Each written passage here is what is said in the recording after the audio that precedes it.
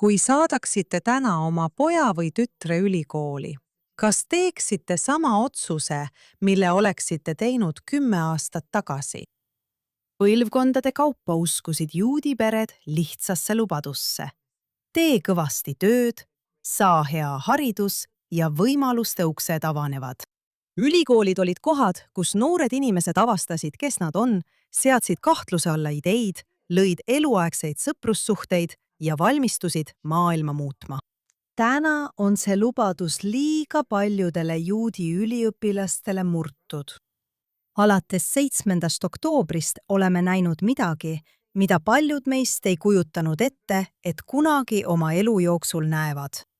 Juudi üliõpilased mõnedes maailma mainekates ülikoolides peidavad Taaveti tähti, võtavad kipad peast, väldivad teatud loenguid ja küsivad endalt, kas on turvaline avalikult rääkida.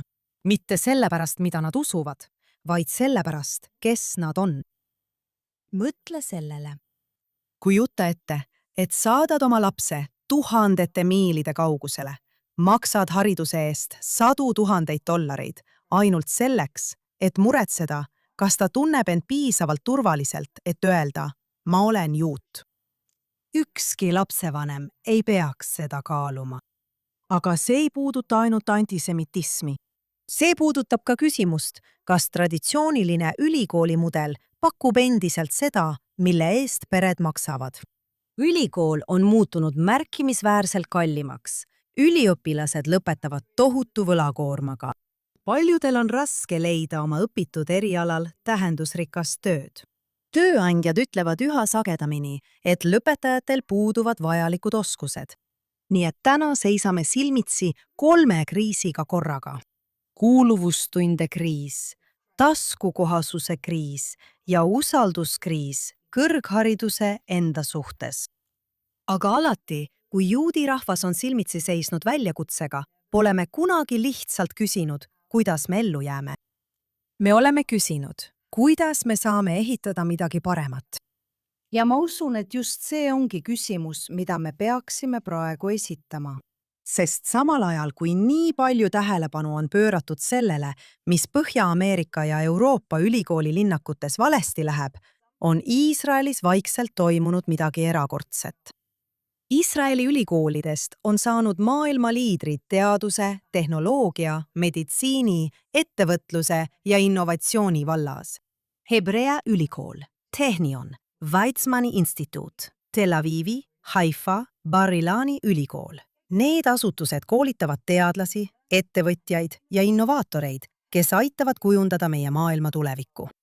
Ja nad teevad seda idufirmade riigis, planeedi kõige tähelepanuväärsemas innovatsiooni ökosüsteemis. Kujutage ette, et omandate oma kraadi kohas, kus iga päev sünnivad murrangulised ideed. Kujutage ette, et õpite ka, kes loovad ettevõtteid, ravivad haigusi, arendavad elupäästvaid tehnoloogiaid ja lahendavad ülemaailmseid probleeme.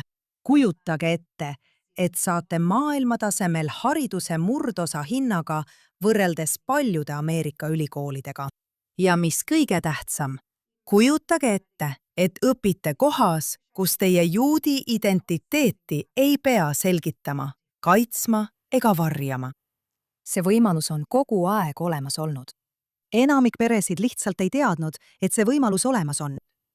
Sellepärast asutasime mina ja mu sõbranna Liisa Barkan Campus Israeli. Mitte sellepärast, et me tahtsime veenda tudengeid raskete ülikoolide eest põgenema, vaid sellepärast, et me tahtsime, et nad jookseksid erakordsete võimaluste poole. Campus Israel on loodud selleks, et avada uks, mille olemasolust liiga paljud pered ei teadnudki.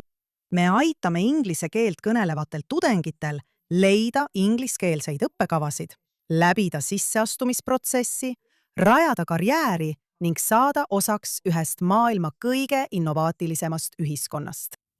See on palju enamat kui lihtsalt kraadi omandamine.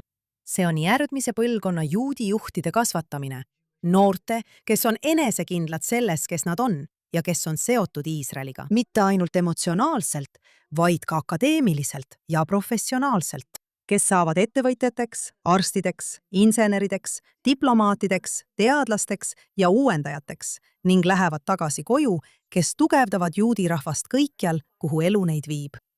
Igal põlvkonnal on oma määrav väljakutse. Ma usun, et meie ülesanne on lõpetada katkiste eelduste aktsepteerimine lihtsalt sellepärast, et need on tuttavad. Liiga kaua oleme arvanud, et akadeemilise tipptaseme saavutamiseks on vaid üks tee. Tegelikult ei ole.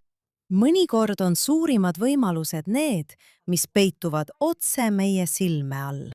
Juudi kõrgema hariduse tulevik ei seisne ainult meie üliõpilaste kaitsmises vaenulikkuse eest. See seisneb selles, et anda neile midagi veelgi enamat. Enesekindlus, eesmärk, võimalused ja koht, kus nad saavad areneda nii õppuritena kui ka uhkete juutidena. Meie lapsed väärivad enamat kui pelgalt ellujäämist. Nad väärivad õitsengut ja ma usun, et see tulevik algab siin, Iisraelis õppimisest.